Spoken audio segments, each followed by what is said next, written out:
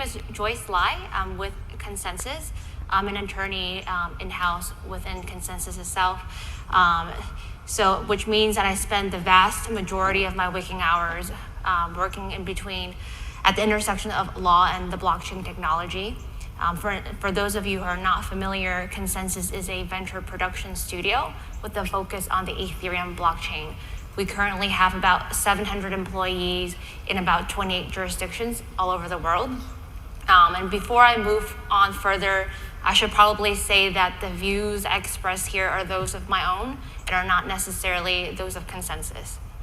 So the Brooklyn Project is our industry-wide effort to promote responsible tokenization economies that can empower and protect consumers.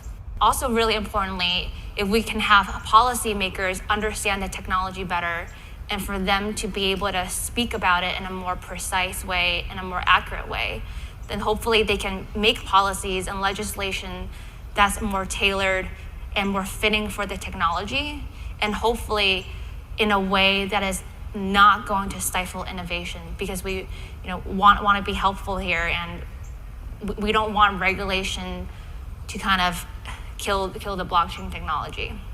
We need to let the regulators know that we hear them when they're trying to speak to us through some of their speeches and like existing enforcement actions. The projects that are going to survive in the long term are going to be the projects that share the same goals as the regulators. And what they want is to protect their consumers.